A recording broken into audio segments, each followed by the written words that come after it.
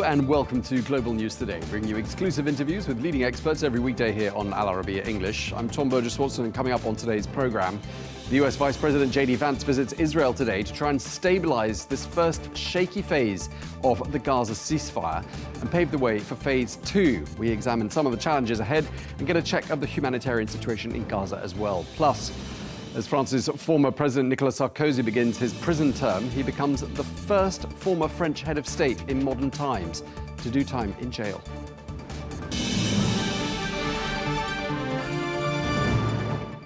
Hello and welcome to the programme. US President Donald Trump's Vice President JD Vance arrived in Israel earlier on today in a bid to try and reinforce the fragile ceasefire. Well, his visit comes just the day after the deal was tested by a major flare-up of violence and after President Trump threatened to, quote, eradicate Hamas if they didn't abide by the truce. Well, both sides, Israel and Hamas, have accused each other of violating it.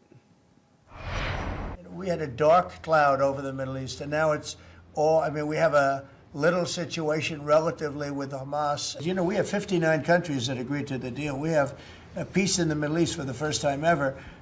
We made a deal with Hamas that, they're going to be very good, they're going to behave, they're going to be nice, and if they're not, we're going to go and we're going to eradicate them if we have to. They'll be eradicated, and they know that. Well, as President Trump's team works to calm tensions, more Palestinians have been killed in Gaza. According to the health ministry there, at least 13 people have been killed in Israeli strikes across the Strip within the past 24 hours. Well, the question now is, can the US keep the October 10th ceasefire from falling apart? We'll have more analysis on that ahead.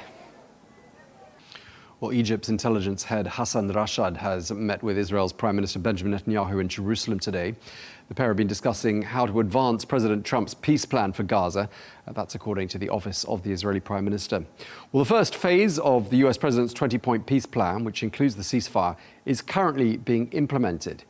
When will they move forward with the second phase? Well, that depends on the ongoing negotiations. Well, let's get more now. We can speak to Ricardo Pires, a spokesperson for UNICEF, who joins us now from Geneva. Thank you very much indeed for taking the time to speak to us. Let me just start by asking a very basic question. What are you hearing with regards to the current situation on the ground, especially for children, because they are the main focus of UNICEF? Thanks for having me, Tom. Look, the situation for children continues to be extremely dire.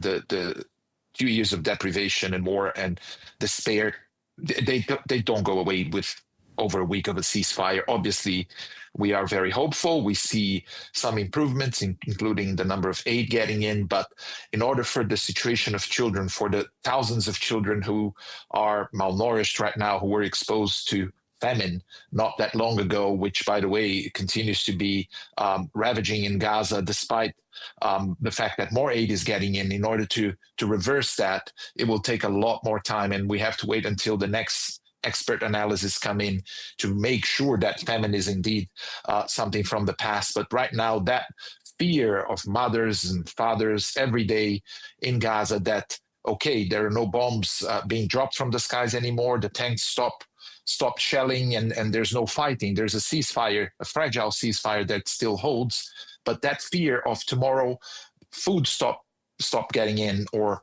clean water not being available anymore, or medicines stop crossing the border again, and hospitals still continuing to be closed. That fear is a daily routine for people in Gaza, and for children, the situation remains very serious, and the humanitarian catastrophe that unfolded over the last 2 years is still on the ground, and it will take a lot more effort, a lot more political will, a lot more crossings open so more aid can flood Gaza, and supplies can start reversing the terrible situation that children are and have been for the last over 700 days. And what is it that makes children so particularly vulnerable in a conflict like the one that we saw in Gaza?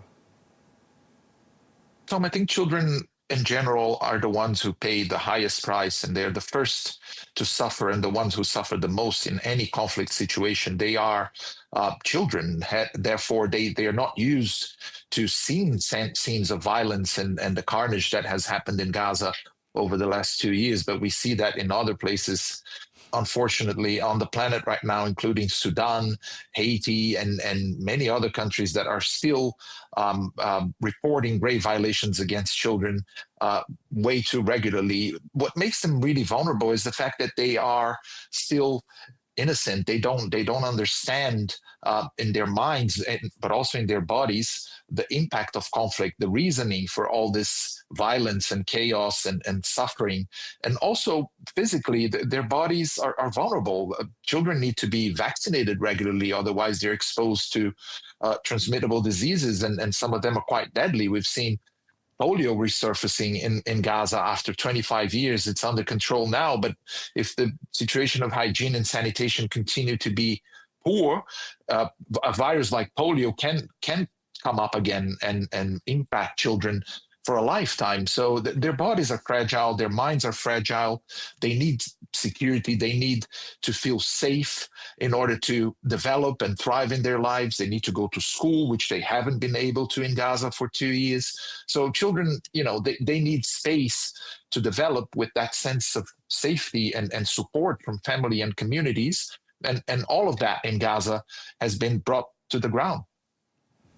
Sure, thanks for explaining that to us. And I just want to ask you now about the situation with regards to aid, because you mentioned, and some of the other guests we've spoken to have said that, more aid is now getting into Gaza, but it's still nowhere near enough. And I'm just wondering, compared to what's needed, can you put a percentage figure on where we are now and what's actually getting through?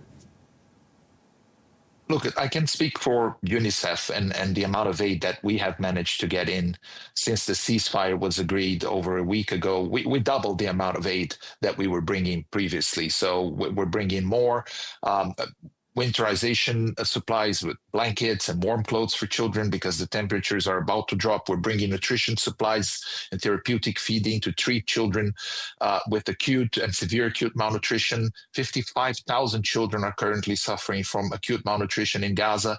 And if they're in that state and they're not treated and they don't get the medical care that they need, they will slide into severe acute malnutrition, which is the most deadly form and will kill them relatively rapidly and in a very painful way.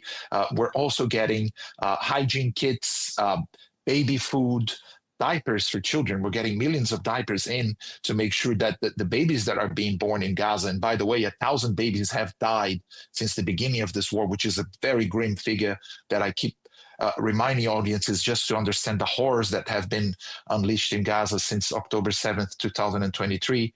But we're also getting medical supplies for children that are sick and previously were suffering without having a painkiller to alleviate that suffering. We're getting more, Tom, but in short, it's just not enough because the number and the volume of aid that needs to get into Gaza needs to be higher than it was before the war. And we're talking about 500 trucks of humanitarian and commercial goods getting into Gaza daily, previous to October 7, 2023.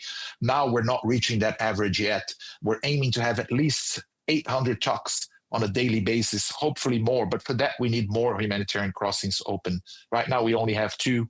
We have Kerem Shalom and Kisufim in Israel. And I was recently to Gaza and I crossed the Kerem Shalom crossing to access the strip. And you see that there's only so much that crossing can cope in terms of number of trucks passing every day.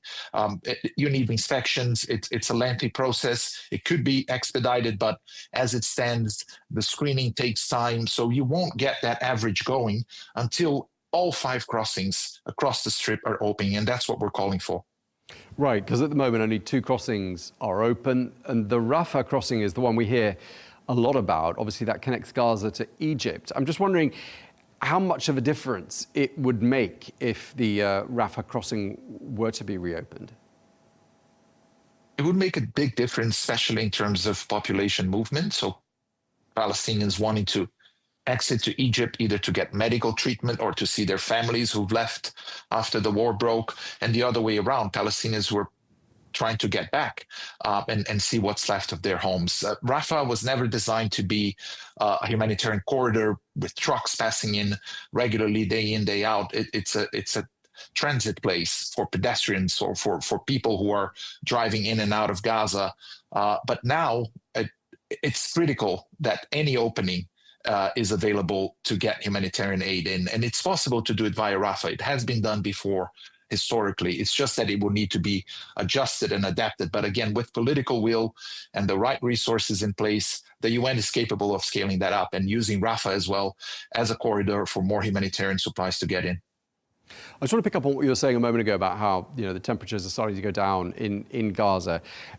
What sort of a difference does the winter make to this humanitarian catastrophe on the ground? How does it change the dynamic? It's a good question, Tom, but just imagine that nearly 2 million people have been displaced since the war started 2 years ago. These people are living in makeshift tents in the south of Gaza, in Al-Mawasi, which is an ocean of makeshift tents. And these tents, they are not resistant to weather and to the temperature change, be it in the heat or in the cold.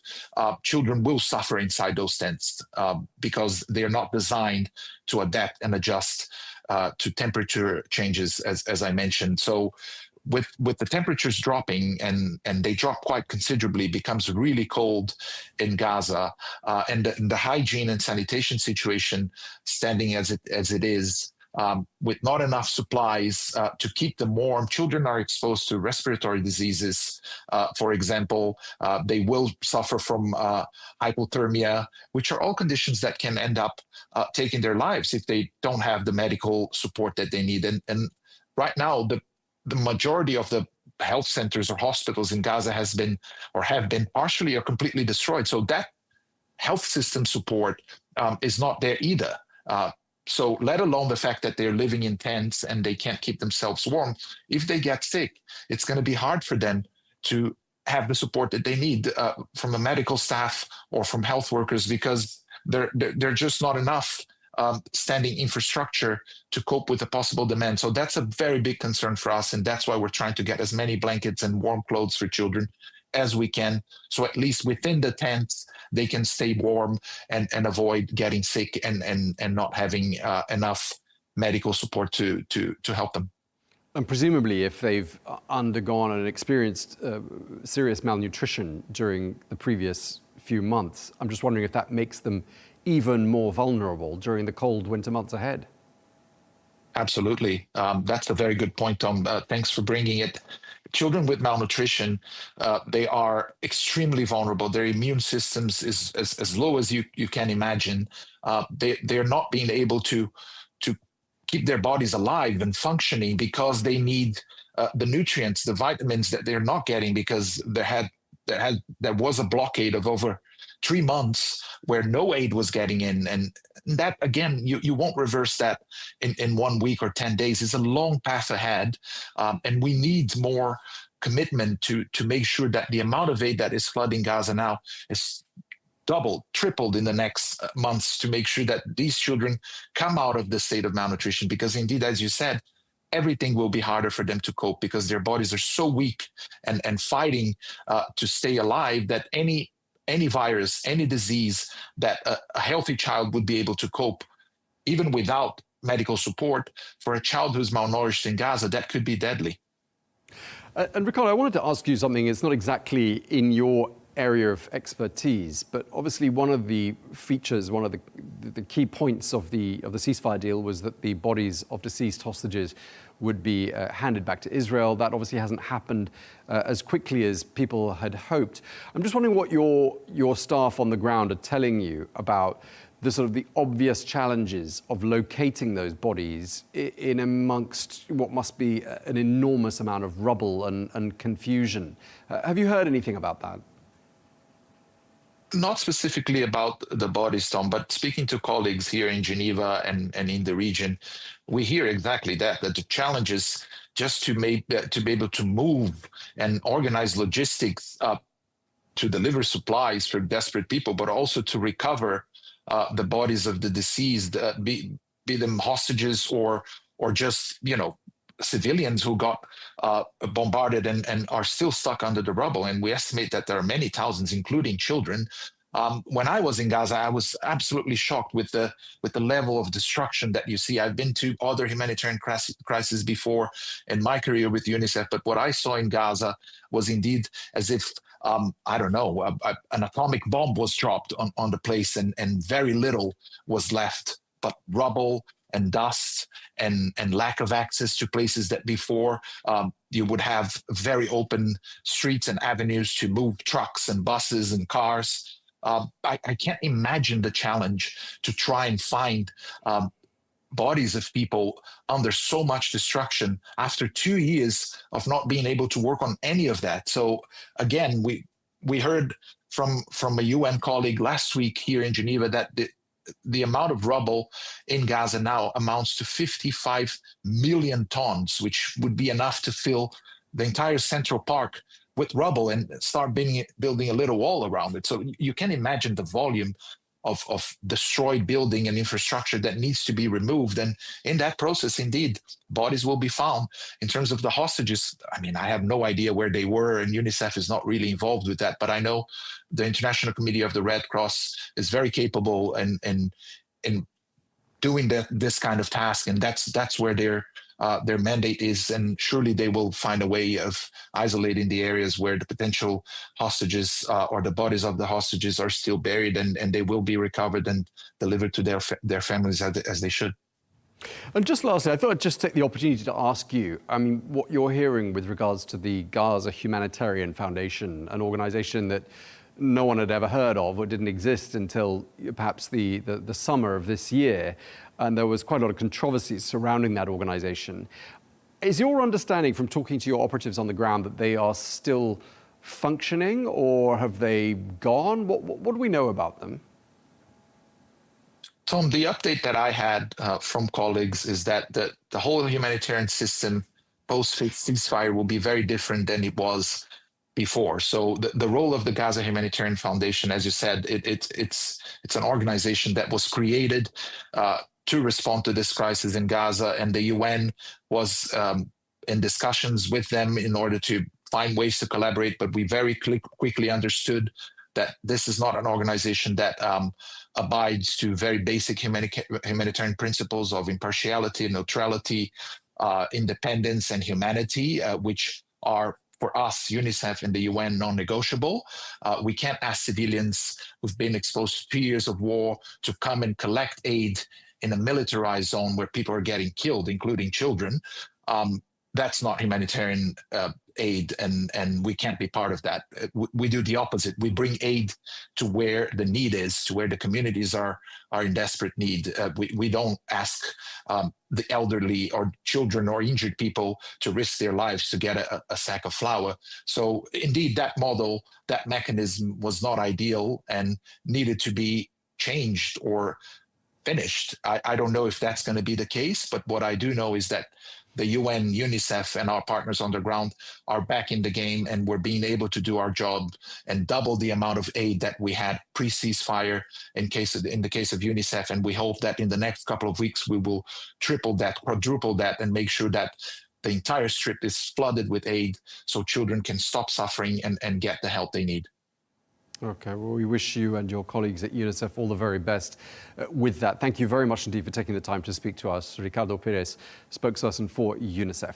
Thank you again.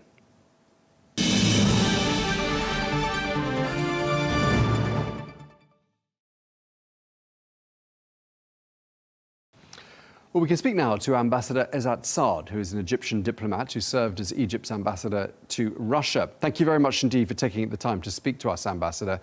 I'd just like to start by asking you, I mean, obviously the deal that is now in force was brokered in the Egyptian town of Sharm el-Sheikh.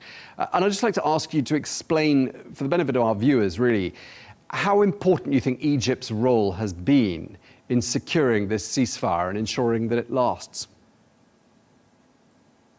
Well, I would say that the deal that has been signed in Sharm el-Sheikh on the 9th of October was the outcome of a collective efforts. Of course, Egypt being an immediate neighbor to Palestine, to Gaza, and so on, and from the historical point of view, and also taking into account our bonds with the Palestinian people,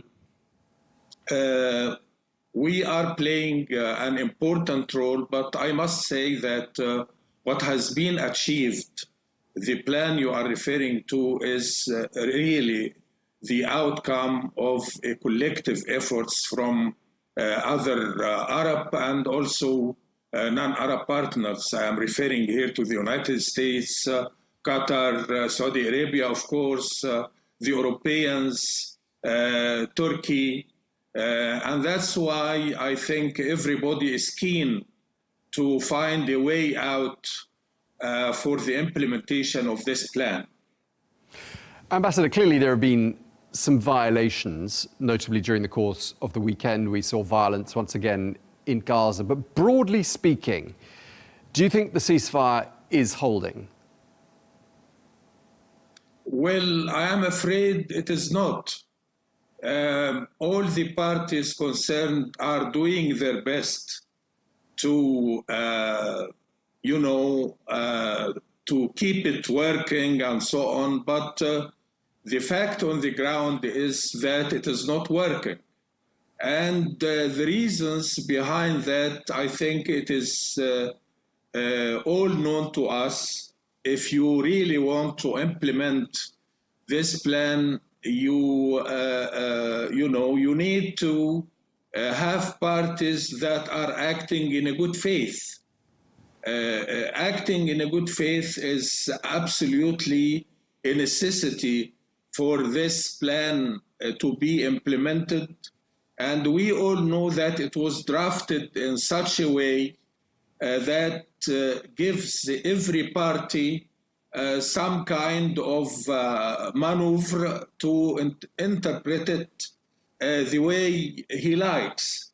That's why we hope that the efforts that are being exerted since yesterday will, come to some good results. I just want to ask you, the head of Egypt's intelligence service, Hassan Rashad, has been meeting with the Israeli Prime Minister Benjamin Netanyahu today in Jerusalem. And I was just wondering, what's your understanding of the purpose of this dialogue? Well, I don't know. I have no information about this meeting. But what I can say in connection to that, Egypt is ready to do its utmost to bring this catastrophe to an end. And we all know the whole international community would like to see this horrible war stopping. And I mean, you may consider this visit as one of the démarches of the Egyptian government to try to implement this plan. Now, I want to ask you about a paper that you published last year. It's entitled Egypt's Vision for Settling Israeli Occupation of Palestine. And one of the things you said in that document, you said that Israeli massacres against unarmed civilians could restore the Palestinian issue to the regional and international agenda. Now, looking back at what's happened in the last few weeks and months, horrific scenes out of Gaza, a lot of sympathy for the Palestinian people, and a number of countries have now decided that they will recognize a Palestinian state. So do you think that paper that you published 18 or 20 months ago has now actually, that prediction has come true, namely that the outrage has indeed brought this issue onto the international agenda? Absolutely. Of course, we understand, we realize that the sacrifices were huge and unbearable. But if you look at this issue before the 7th of October and after the 7th of October, you will come to a conclusion that what happened was a must to bring the Palestinian issue in the heart of the international agenda. As you just said, today we have 160 countries recognizing the state of Palestine. Today you see that the Saudi Arabia, together with France, with the support of most of the international community, are defending a viable Palestinian state, implementing the rules and the principles that were embedded in the advisory opinion of the International Court of Justice of the 19th of July 2024. We have seen also that the United States of America became the only country that vetoed the membership of Palestine to the UN organization. I mean, a lot. We have seen, for example, the Prime Minister of Israel being accused of war crimes and the crimes against humanity. And alliance like for example, Canada, Australia, and others just said that if Netanyahu will enter their territory, or he will be arrested according to the ICC General Prosecutor order. So all these developments wouldn't have happened without the crimes that were committed and the way Israel dealt with the attack of Hamas on the 7th of October 2023. So I would say that, okay, the sacrifices and the impact was great and unbearable. We see that on the TV every morning, every day.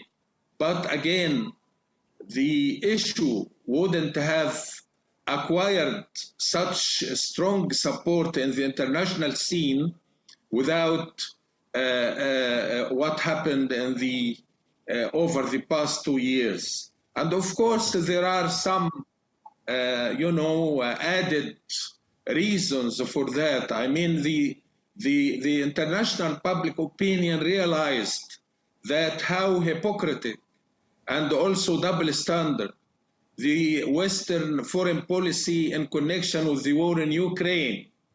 You see that the European countries and also the West in general is adopting a certain policy vis-a-vis Russian Federation and doing quite the opposite when it comes to the Palestinians. Okay.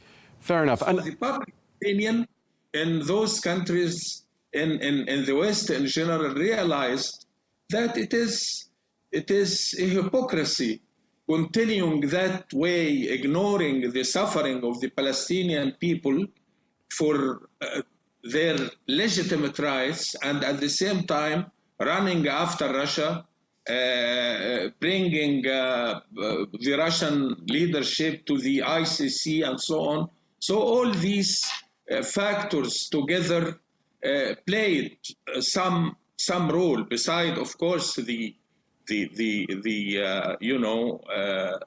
Palestinian people, in particular in Gaza, were brave and strong enough to afford defending their cause over the past 2 years in the absence of any serious international community intervention.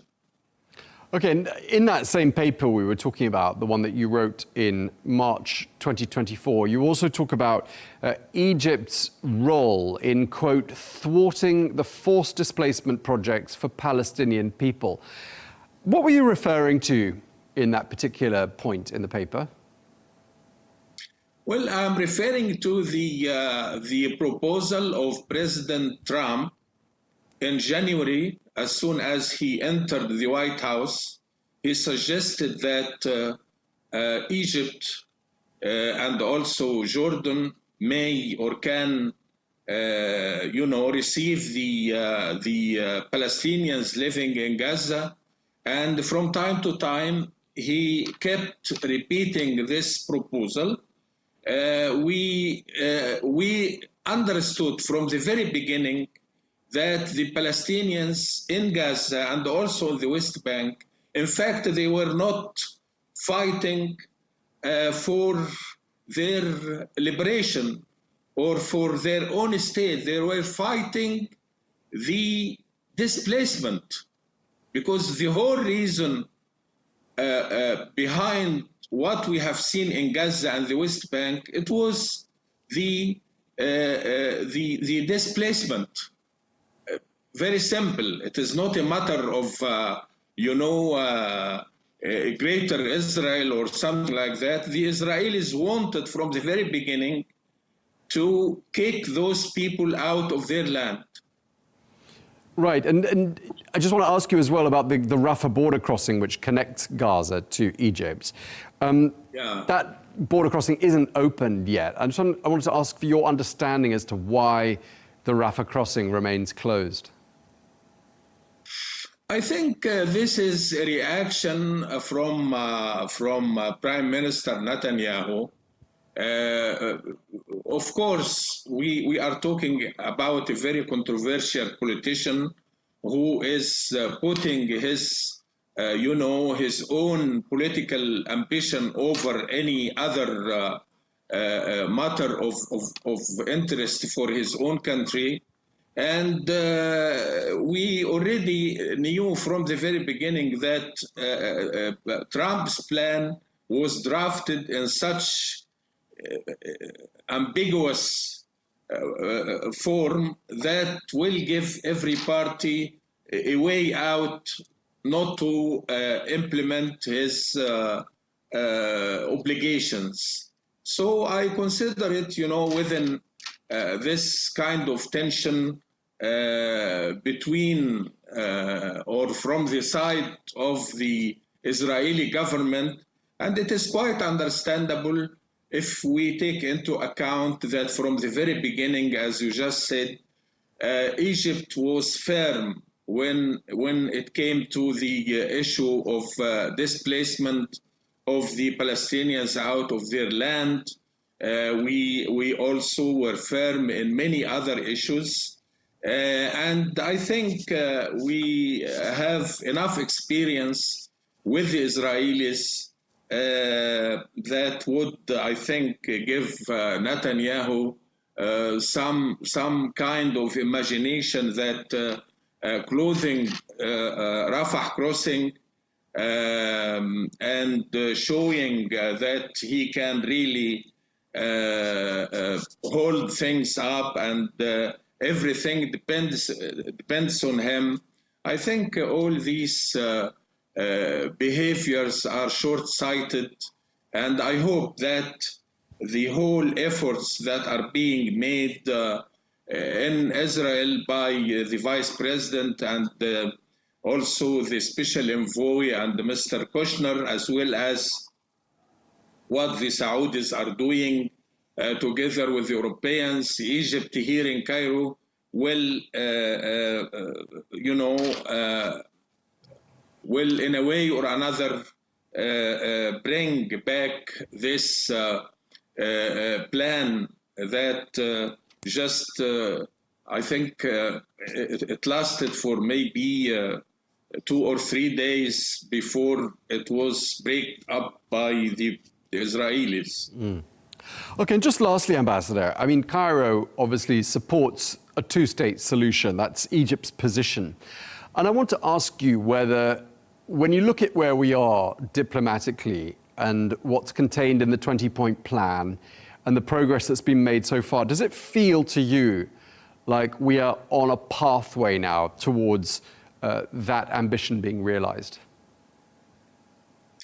I think it can be realized with, first of all, a strong European position. This is very important because I have noticed already that because of the plan of 9th of October, some European countries And unfortunately, countries that have special relations with Israel, like Germany, they think that since Israel accepted the ceasefire, now there is no reason, for example, to impose some partial sanctions on Israel. So it is important that we keep the momentum, whether the Europeans or we as the Arabs as well, and in particular, the United States of America, Trump's administration, because we all know, unfortunately, that the only power or force that can, force Israel, the Israeli government, to do something for the interest of the Israeli people is the American administration. Okay, well, we really appreciate you sharing that with us. We're going to have to leave it there because we're out of time. But thank you very much indeed, Ambassador Ezzat Saad. Thank you for your time, sir. Thank you.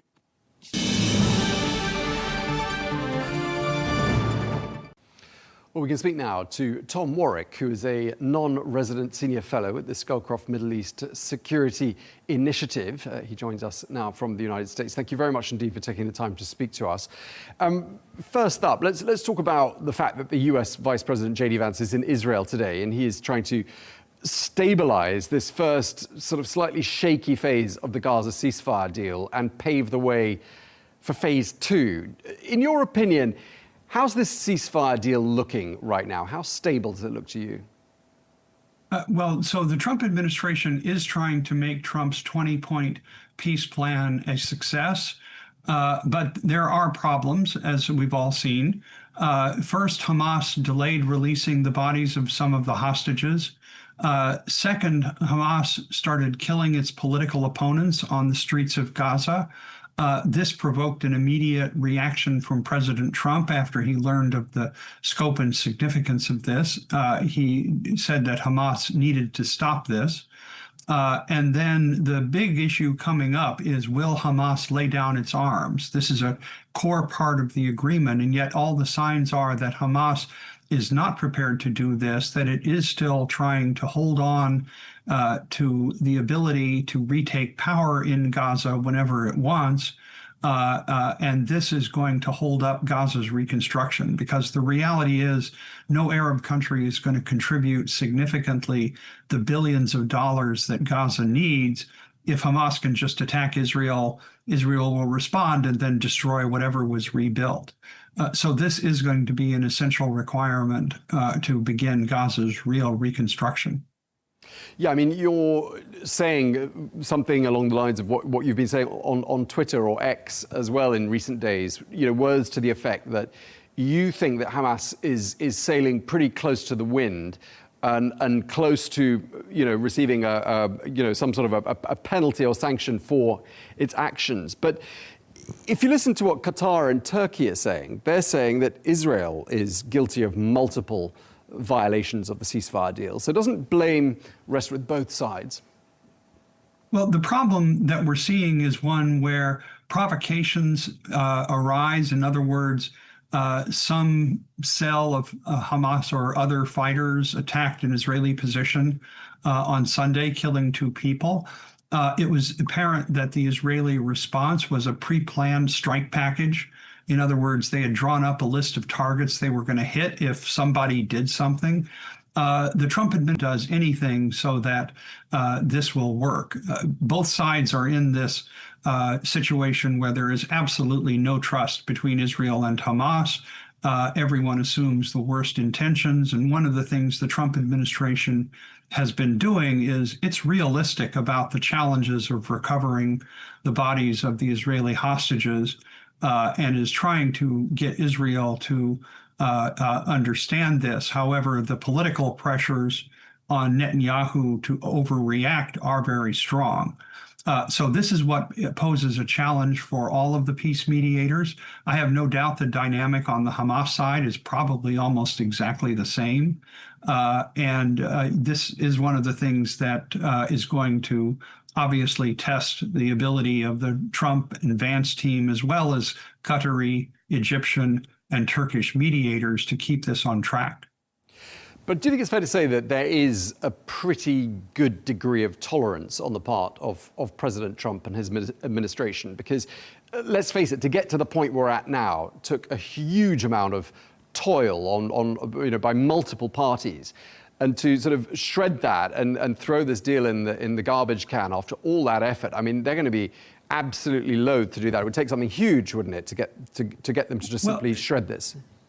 Yeah, actually, shredding it is not going to happen. What is going to happen is the plan B that's built into Trump's 20-point plan. The plan is going to be, if Hamas does not lay down its weapons, they will set up this Gaza International Transitional Authority in the parts of Gaza that are now controlled by the Israeli army east of what's called the Yellow Line. That's about 52% of Gaza's physical territory and a much smaller portion of Gaza's current population. What they would do is distribute humanitarian aid and begin reconstruction. Local Palestinians would be involved in starting to rebuild infrastructure in that part of Gaza, and they would try to isolate the areas that Hamas controls. So there actually is a plan that the Trump people have in mind and are working with this trip to try to get Israel's approval. They have to then go to Egypt and get Egypt on board, because we've noticed there are some fault lines between Egypt's position and the Trump plan. And so you're really seeing an effort of, some masters of the deal to keep this deal going. But they're not going to shred it. They're going to move forward with setting up this international transitional authority, working with local Palestinians in as much of Gaza as they can. Do you see a point at which Hamas is sort of airbrushed out of the discussions? Is there a point at which you see them no longer being at the table? I would never say Hamas is going to be airbrushed, but what I think you will see is an attempt to do two things. First of all, to isolate Hamas so that it does not have as much money as it had in its heyday. What people forget is that in 2022, half of the trucks coming into Gaza had cement and construction materials. We now know why. And what we're going to see is an effort to try to persuade some of Hamas's younger fighters that they'll have a better future rebuilding Gaza than trying to attack Israel. And that may sound like a small difference, but the significance is great. Hamas is a shadow of what it once was, but it still has thousands of devoted, dedicated, hardcore fighters. And the goal is going to be to try to shrink Hamas's operational space and its ability to control the Gazan population.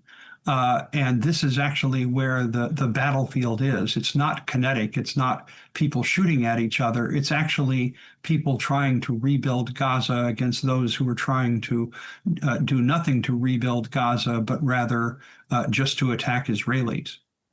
I just want to pick up on the point you make there about Hamas being a shadow of its former self, because at the beginning of this conflict, so casting our minds back, several months, there were quite a lot of geopolitical analysts who would tell us that the ongoing humanitarian catastrophe in Gaza was actually serving as a ripe recruitment ground for Hamas to, identify and recruit disenfranchised, deeply traumatized, in some cases, individuals who'd lost relatives, who felt they were being gravely humiliated by the ongoing war.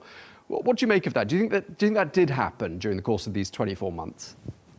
What we've seen is three things happen. First of all, Israel systematically targeted the upper echelons of the hardest core of Hamas's leaders and fighters. So many of those people have been killed, including Yahya Sinwar and Mohammed Deif and others who are publicly known. But the second thing is that most of Hamas's younger recruits who have come into the movement in the last few months are coming for one of two reasons. Many of them are coming because Hamas pays, whereas nobody else does in Gaza. And if you're a Hamas fighter, you and your family, you get food, you get medical care, you get access to water. And aid workers can tell when somebody walks up to them whether they or their family have a Hamas connection because they look fresher, they look better fed, and yet ordinary Gazans are obviously quite suffering. So some people did it for the money, for the security, for themselves and their families.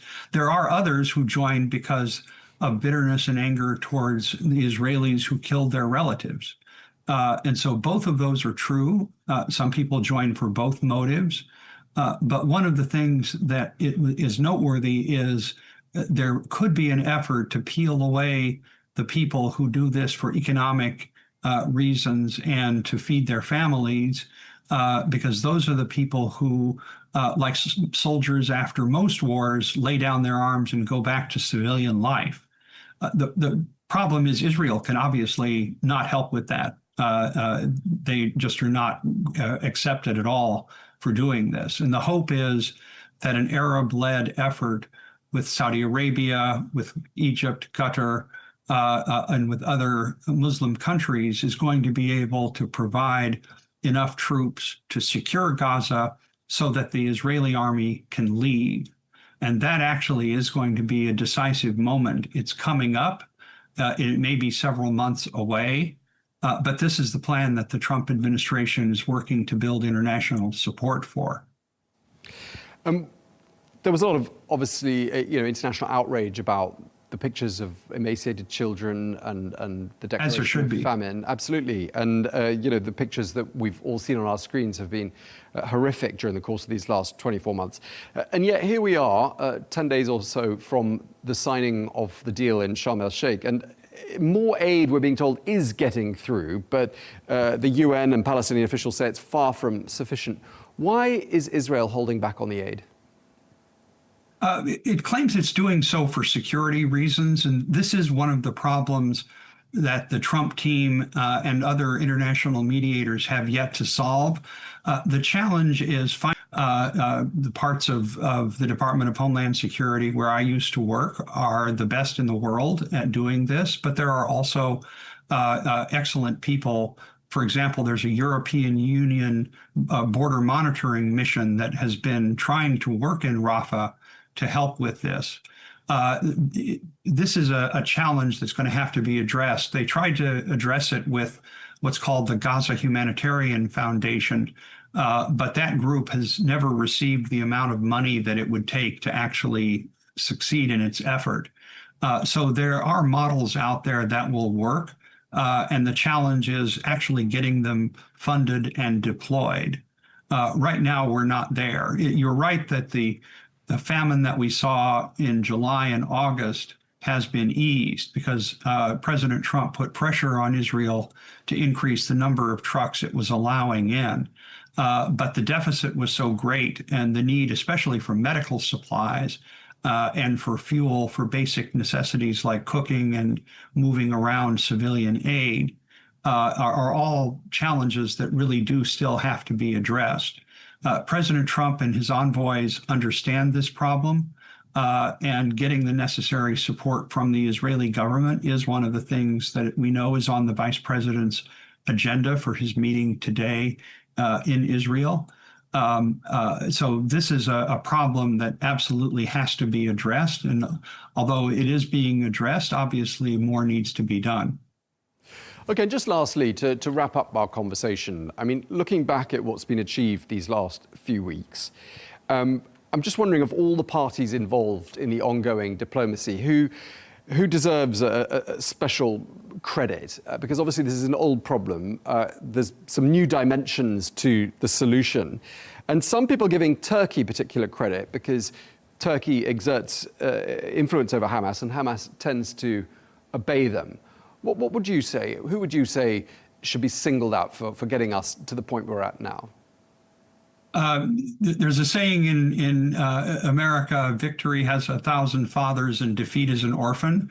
There are a lot of people who deserve credit. President Trump deserves an enormous amount of the credit. but he's been willing to share it with the other mediators from Qatar, from Egypt, from Turkey, and I think that's all rightly served. But one of the things that the Trump administration, although people talk about it putting pressure on Netanyahu, I think its really most significant achievement was bringing Turkey into the mix in a way that has been constructive for overall peace efforts. And I think that that is a tribute to President Trump's personal relationship with President Erdogan of Turkey. And it has proved very helpful.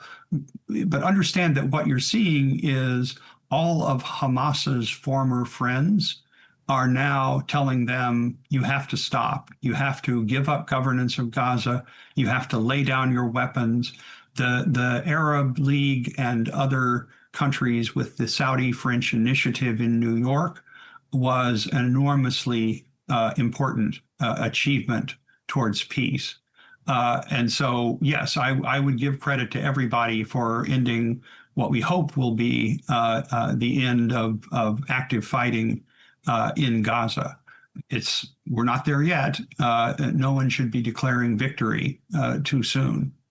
But there's obviously a lot of credit for many people to rightfully receive. Okay, well, we really appreciate you taking the time to speak to us. Thank you very much indeed, Tom Warrick, non-resident senior fellow at the Scowcroft Middle East Security Initiative. Thank you for your time, sir.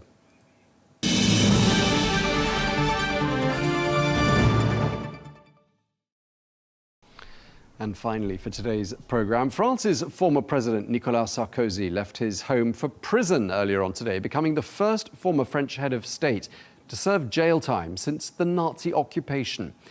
While he was sentenced last month to 5 years for criminal conspiracy over a scheme to secure funding for his 2007 election campaign from Libya's then leader, Muammar Gaddafi. Well, let's get more now. We can speak to Anne Guidicelly, who is an international relations and global security expert who joins us from Paris. Anne, great to have you with us here on Al Arabiya English. I mean, first of all, this is a spectacular downfall for Nicolas Sarkozy. He's 70 years old. Just 13 years ago, he was still living in the Élysée Palace. Now he's in a prison cell.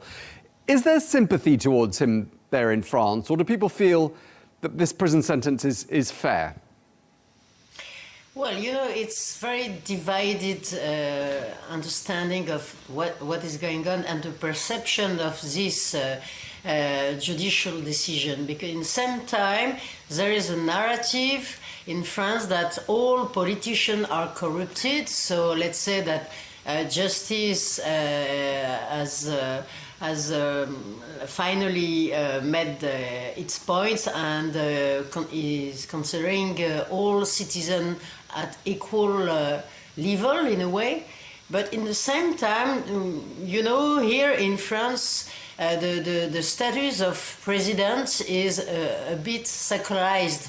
That means that it's something that we cannot touch and let's say affect in the way it's very symbolic of the power and the republic. So there is a paradox of this sentence in a way that finally it's good for justice to show that it's equal way how to judge the people, and in the same time we impact the secularized nature of the role of presidents and in a republic in France. So it's very, very existential in a way, and it's above it's above Sarkozy itself. It's the status and the role which is, let's say, a lot affected, and the rule of law in a way.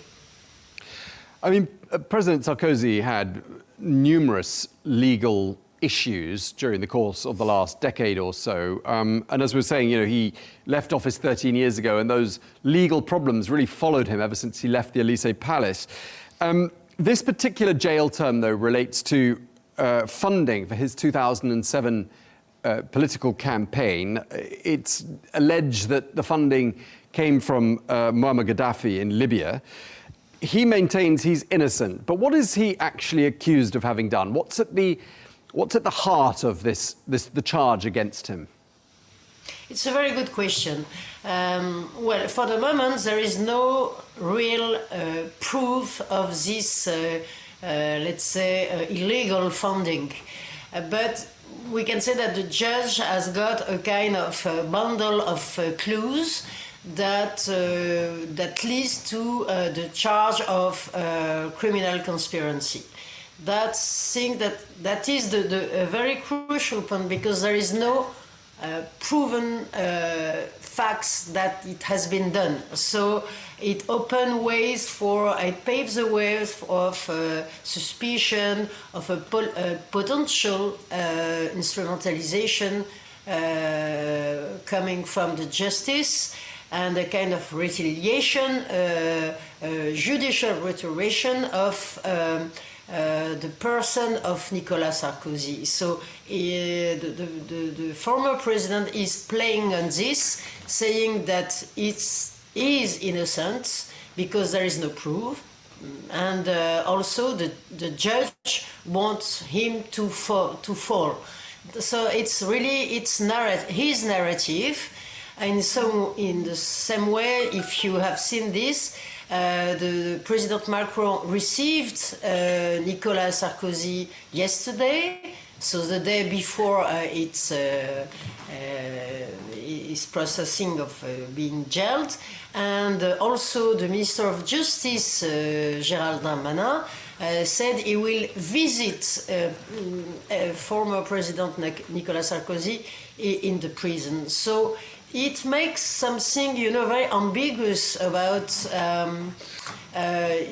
that. Let's say it creates confusion about is the sentence correct, or is it a kind of revenge or retaliation from a certain category of judges that are politically, let's say, influenced or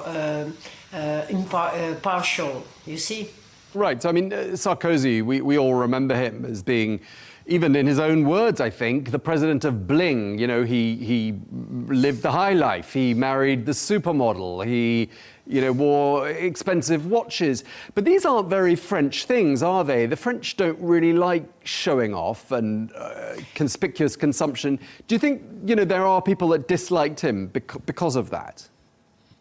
It's a very good point. Let's say it's not only politicians that are all like that, but also men in politics, Because if you remember well, the day after his election in 2012, the first thing he did is to go to a big yacht to celebrate his election. So that was the beginning of, let's say, the bling things that created a kind of ambivalent perception of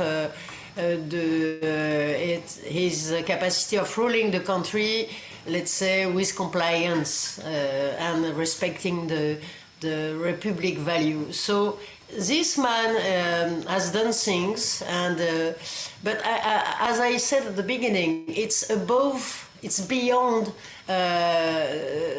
Nicolas Sarkozy. Is the fact that the man jailed today is a former president. So it goes to question let's say, the viability and the solidity, robustness of the democracy in France, And so it's a very tricky situation in which we are in France, that it's dividing the society. Are we against the justice, or are we against any kind of politician? But at the end of the day, the politician sentenced by the justice in France is a former president. So that's the paradox we have nowadays.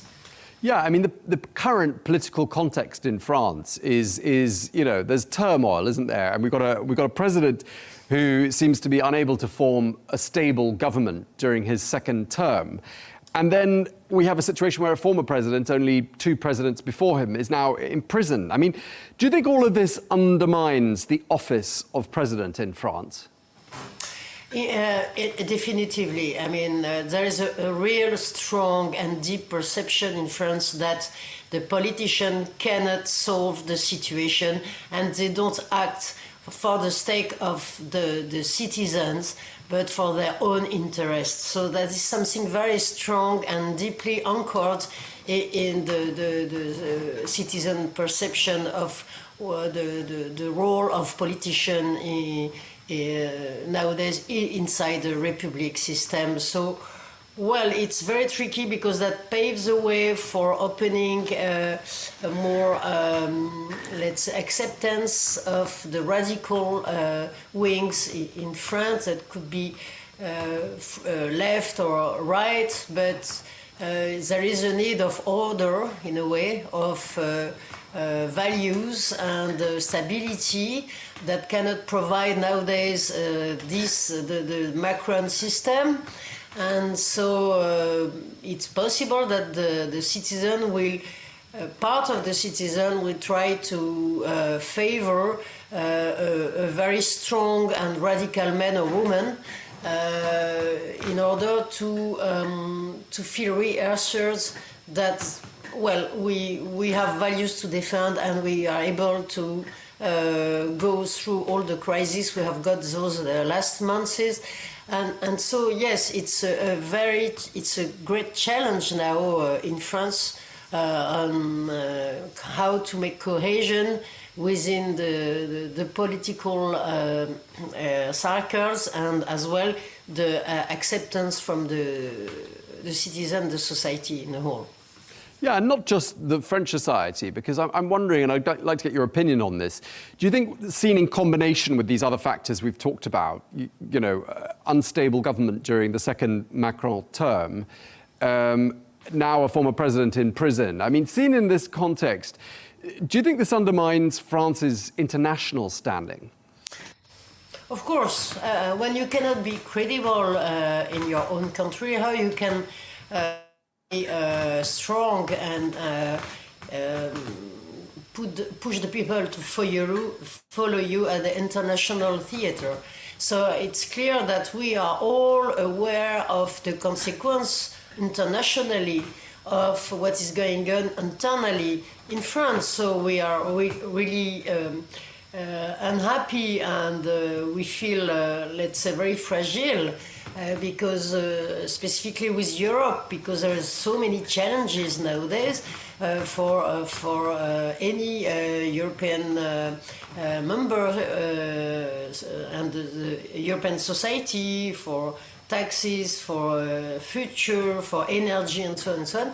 So, and how to be strong enough to face international crises and so on. So that's the reason why many in France call for the president to resign, and there is a need of change. That is obvious, clear.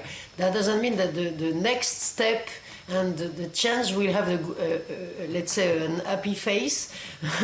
And so there is a lot of, let's say, people are not feeling comfortable nowadays here because we don't know what will be the next step. Even if we keep the last government for up to the next presidential election in 2027, that means that nothing will happen internally, externally for 1 year and a half. So many, issues have to be clarified, decisions have to be made on many very challenging and very crucial issue for the people. So now we are in a position not only to be weak internally, but also outside. So, on the foreign theater. So that creates a feeling of desesperance in a way, but still we are strong in in French society, and we believe that we will be able to find a solution and to face this challenge. But still, we consider that politicians are not helping us to address the crucial issues. That's it. Okay, well, here we are in a situation where former President Nicolas Sarkozy, the first French head of state to go to prison since the Nazi occupation-era leader Philippe Pétain. That's where we are today. We're going to have to leave it there. Thank you very much indeed. And Guidicelly, thank you for sharing that with us today. Okay, thanks.